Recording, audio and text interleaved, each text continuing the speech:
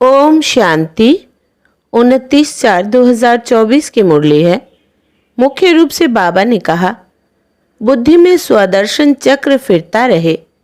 जो कुछ ड्रामा में चल रहा है यह सब नूंद है। सेकंड का भी फर्क नहीं पड़ सकता। वर्ल्ड की हिस्ट्री ज्योग्राफी रिपीट होनी है। यह बात बुद्धि में अच्छी तरह आ जाए तो बेहद में टिक सकते हो। बेहद में टिकने के लिए ध्यान पर रहे कि अब विनाश होना है, हमें वापस घर जाना है। पावन बन करके ही हम घर जाएंगे। आगे कहा, इस दुख धाम का बुद्धि से संन्यास कर शांति धाम और सुख धाम स्मृति में रखना है। भारत की वह अपनी सच्ची सेवा करनी है। सबको रूहानी नॉलेज सुनानी है। अपना सतयुगी जन्म सिद्ध अधिकार लेने के लिए एक बाप में पूरा निश्चय रखना है।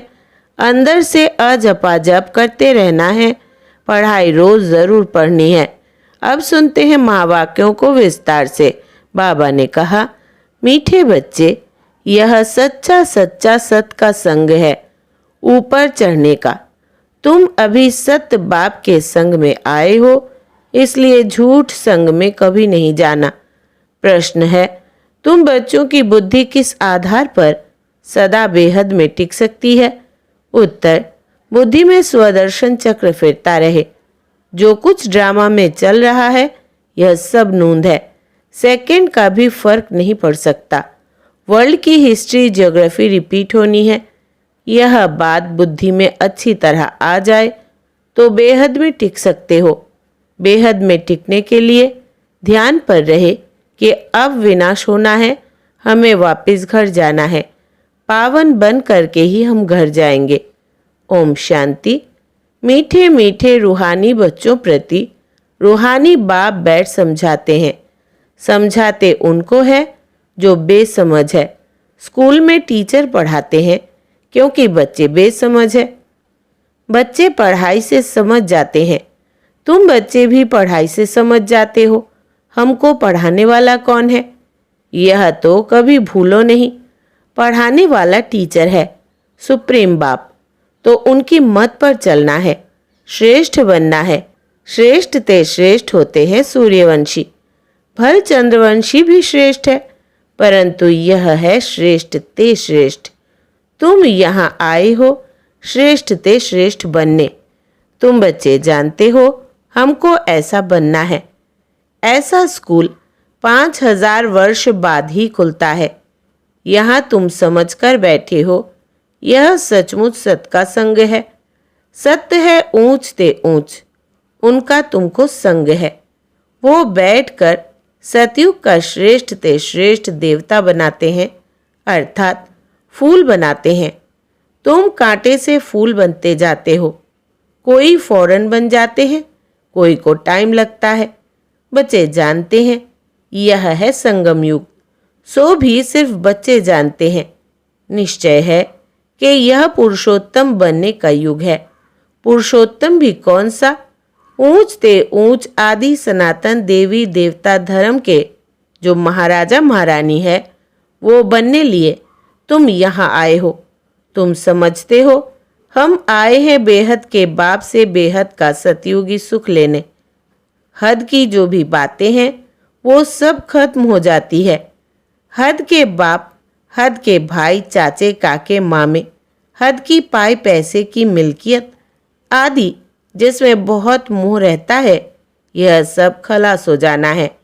बाप समझाते हैं यह मिल्कियत सब हद की है। अभी तुमको बेहद में चलना है। बेहद मिल्कियत प्राप्त करने के लिए तुम यहाँ आए हो। और तो सब है हद की चीज़ें। शरीर भी हद का है, बीमार पड़ता है, विनाश हो पड़ता है, अकाल मृत्यु हो जाता है। आजकल तो देखो क्या क्या बनाते रहते हैं। साइंस ने भी कमाल कर दी है। माया का पंप कितना है। साइंस वाले खूब हिम्मत कर रहे हैं। जिनके पास बहुत महल माड़ियाँ आदि है वो तो समझते हैं अभी हमारे लिए सतयुग है। यह नहीं समझते कि सतयुग में एक धर्म होता है, वो नई दुनिया होती है। बाप कहते हैं बिल्कुल ही बेसमझ है। तुम कितने समझदार बनते हो। ऊपर चढ़ते हो, फिर सीढ़ी नीचे उतरते हो। सतयुग में तुम समझदार थे, फिर 84 जन्म लेते लेते बेसमझ बनते हो। फिर बाप आकर समझदार बनाते हैं, जिसको पारस बुद्धि कहते हैं। तुम जानते हो, हम पारस बुद्धि बहुत समझदार थे। गीत भी है ना, बाबा आप जो वर्षा देते हैं, सारी जमीन आकाश के हम मालिक बन जाते हैं। कोई भी हमसे छीन नहीं सकता, कोई का दखल नहीं हो सकता। बाप बहुत बहुत देते हैं, इससे जास्ती कोई झोली भर न सके। जब ऐसा बाप मिला है जिसको आधा कल्प याद किया है, दुख में सिमरन करते हैं ना। जब सुख मिल जाते हैं फिर सिमरन करने की दरकार नहीं। दुख में सब सिमरन करते हैं। हाय राम, ऐसे अनेक प्रकार के अक्षर बोलते हैं। सतयुग में ऐसा कोई भी अक्षर होता नहीं। तुम बच्चे यहाँ आए हो पढ़ने के लिए, बाप के सम्मुख, बाप के डायरेक्शन वर्षन सुनते हो। इनडायरेक्ट ज्ञान बाप देते नहीं, ज्ञान डायरेक्ट ही मिलता है। बाप को आना पड़ता है। कहते हैं मीठे मीठे बच्चों के पास आया हूँ, मुझे बुलाते हो ओ बाप दादा। बाप भी रिस्पॉन्स करते हैं, ओ बच्चों अब मुझे अच्छी रीति याद करो, भूलो नहीं। माया के विघ्न तो अनेक आएंगे, तुम्हारी पढ़ाई छुड़ाए तुमको देह अभिमान मिलाएंगे। इसलिए खबरदार रहो, यह सच्चा सच्चा सत्संग है ऊपर चढ़ने का। वो सब सत्संग आदि है उतराई के। सत का संग एक ही बार होता है, झूठ संग जन्म जन्मांतर अनेक बार होते हैं। बाप बच्चों को कहते हैं यह तुम्हारा अंतिम जन्म है, अब वहाँ चलना है जहाँ कोई अप्राप्त वस्तु नहीं होती, जिसके लिए ही तुम पुरुषार्थ कर रहे हो। यह जो बाबा कहते हैं यह तो तुम अभी सुनते हो, वहाँ यह कुछ भी पता नहीं पड़ेगा। अभी तुम कहाँ जाते हो? अपने सुखधाम में। सुखधाम तुम्हारा ही था, तुम सुखधाम में थे, अब दुखधाम में हो। बाबा ने बहुत बहुत सहज रास्ता बताया है, वही याद करो। हमारा घर है शांति धाम, वहाँ से हम स्वर्ग में आएंगे और कोई स्वर्ग में आता ही नहीं है सिवाय तुम्हारे, तो तुम ही सिमरन करेंगे। हम पहले सुख में जाते हैं फिर दुख में। कलयुग में सुखधाम होता ही नहीं, सुख मिलता ही नहीं, इसलिए सन्यासी भी कहते सुख कागविष्ठा समान है। अभी बच्चे समझते हैं बाबा आया है हमको घर ले चलने, हम पतितों को पावन बनाकर ले जाएंगे। पावन बनेंगे याद की यात्रा से। यात्रा पर बहुत नीचे ऊपर होते हैं, कोई तो बीमार पड़ जाते हैं फिर लौट आते हैं। यह भी ऐसे है। यह है रूहानी यात्रा, अंतमति सो गति हो जाएगी। हम अपने शांति धाम में जा रहे हैं। है बहुत सहज, परंतु माया बहुत भुलाती है। तुम्हारी युद्ध माया के साथ है। बाप बहुत सहज कर समझाते हैं। हम अभी शांति धाम जाते हैं, बाप को ही याद करते हैं, दैवी गुण धारण करते हैं, पवित्र बनते हैं। 3-4 बातें मुख्य है जो बुद्धि में रखनी है। विनाश तो होना ही है। 5000 वर्ष पहले भी हम गए थे, फिर पहले पहले हम ही आएंगे। गायन भी है ना, राम गयो रावण गयो। जाना तो सबको है शांति धाम। तुम जो पढ़ते हो उस पढ़ाई अनुसार पद पाते हो। तुम्हारी एम ऑब्जेक्ट सामने खड़ी है। कोई कहे हम साक्षात्कार करें, यह चित्र लक्ष्मी नारायण का साक्षात्कार नहीं तो फिर क्या है? इसके सिवाय किसका साक्षात्कार करना है? बेहद के बाप का, और तो कोई साक्षात्कार काम के नहीं। बाबा का साक्षात्कार चाहते हैं। बाबा से मीठी और कोई चीज नहीं। बाप कहते हैं मीठे बच्चों, पहले अपना साक्षात्कार किया है। आत्मा कहती है कि बाबा का साक्षात्कार करें, तो अपना साक्षात्कार किया है। यह तो तुम बच्चे जान गए हो। अब समझ मिली है। हम आत्मा है, हमारा घर है शांति धाम। वहाँ से हम आत्माएं आती है पार्ट बजाने। ड्रामा के प्लान अनुसार पहले पहले सतयुग आदि में हम आते हैं। आदि और अंत का यह है पुरुषोत्तम संगम युग। इसमें सिर्फ ब्राह्मण ही होते हैं और कोई नहीं। कलयुग में तो अनेकानेक धर्म कुल आदि है। सतयुग में एक ही डिनाइस्टी होगी। यह तो सहज है ना। इस समय तुम संगम युगी ईश्वरी परिवार के हो। तुम न सतयुगी हो न कलयुगी। यह भी जानते हो कि कल्प कल्प बाप आकर ऐसे पढ़ाई पढ़ाते हैं। यहाँ तुम बैठे हो तो यही स्मृति में आना चाहिए। शांति धाम, सुख धाम और यह है दुख धाम। इस दुख धाम का है वैराग्य अथवा सन्यास बुद्धि से। वो कोई बुद्धि से सन्यास नहीं करते हैं, वो तो घर बार छोड़ सन्यास करते हैं। तुमको तो बाप कभी नहीं कहते घर बार छोड़ो। इतना जरूर है, भारत की सेवा करनी है व अपनी सेवा करनी है। सेवा तो घर में भी कर सकते हो, पढ़ने लिए आना जरूर है। फिर होशियार होकर औरों को भी आप समान बनाना है। टाइम तो बहुत थोड़ा है।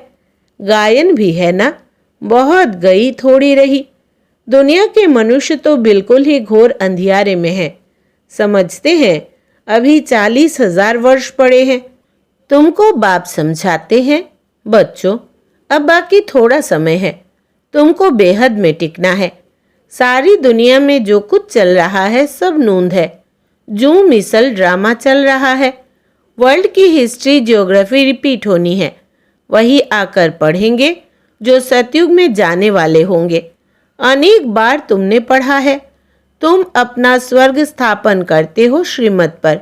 यह भी जानते हो ऊंचते ऊंच भगवान आते भी भारत में है। कल्प पहले भी आए थे। तुम कहेंगे कल्प कल्प ऐसा बाप आते हैं। कहते हैं मैं कल्प कल्प ऐसी स्थापना करूंगा। विनाश भी तुम देखते हो। तुम्हारी बुद्धि में सब बैठता जाता है। स्थापना, विनाश और पालना का कर्तव्य कैसे होता है तुम जानते हो। फिर औरों को समझाना है।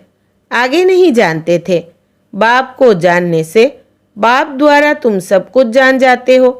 वर्ल्ड की हिस्ट्री ज्योग्राफी यथार्थ रीति से तुम जानते हो। मनुष्य कैसे तमो प्रधान से सतो प्रधान बनते हैं, यह बाप तुमको समझा रहे हैं।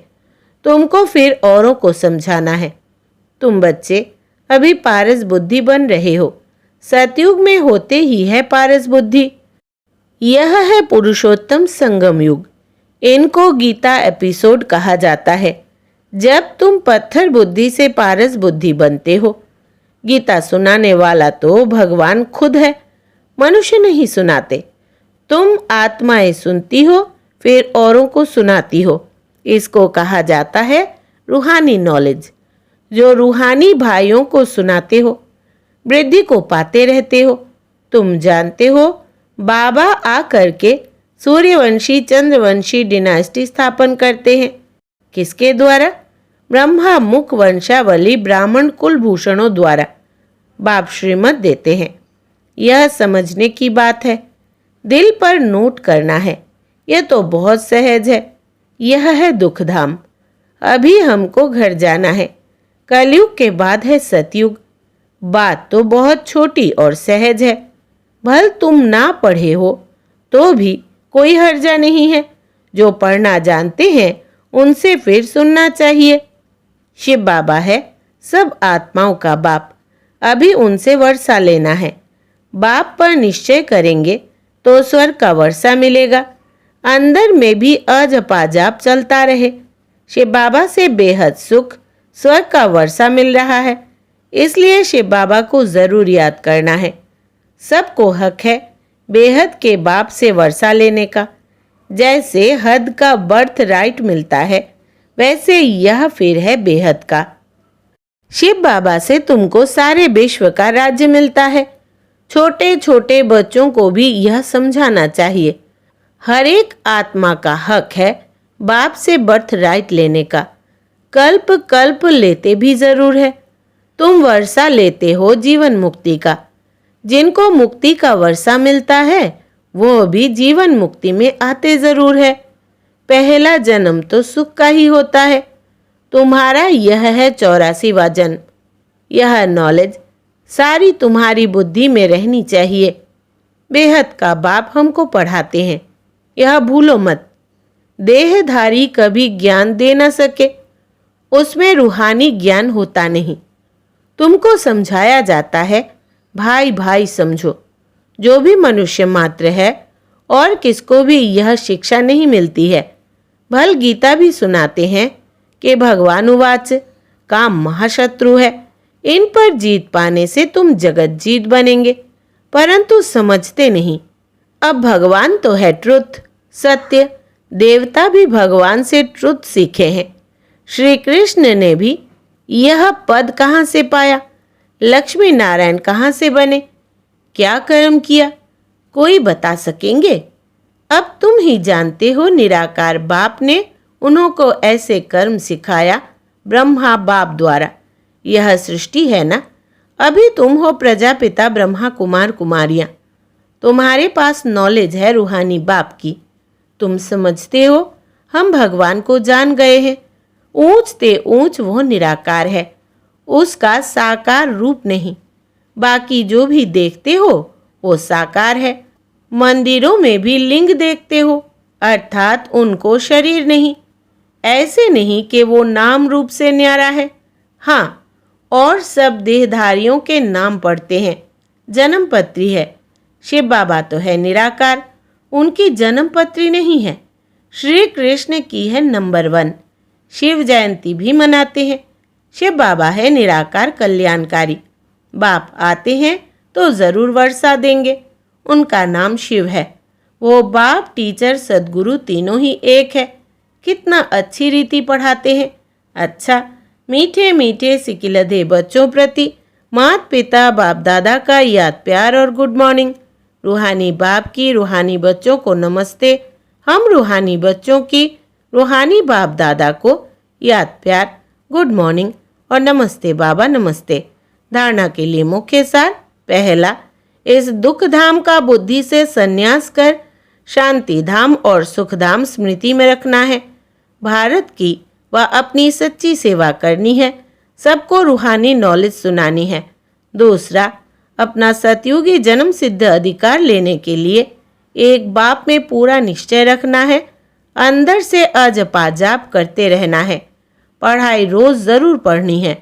वरदान है, सर्व संबंधों की अनुभूति के साथ प्राप्तियों की खुशी का अनुभव करने वाले तृप्त आत्मा भव।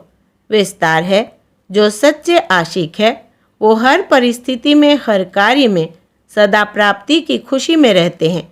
कई बच्चे अनुभव करते हैं कि हाँ, वो मेरा बाप है, साजन है, बच्चा है, लेकिन प्राप्ति जितनी चाहते हैं उतनी नहीं होती। तो अनुभूति के साथ सर्व संबंधों द्वारा प्राप्ति की महसूसता हो। ऐसे प्राप्ति और अनुभूति करने वाले सदा तृप्त रहते हैं। उन्हें कोई भी चीज़ की अप्राप्ति नहीं लगती। जहाँ प्राप्ति है वहाँ तृप्ति ज़रूर है। स्लोगन है, निमित्त बनो तो सेवा की सफलता का शेयर मिल जाएगा। निमित्त बनो तो सेवा की सफलता का शेयर मिल जाएगा। अच्छा, ओम शांति।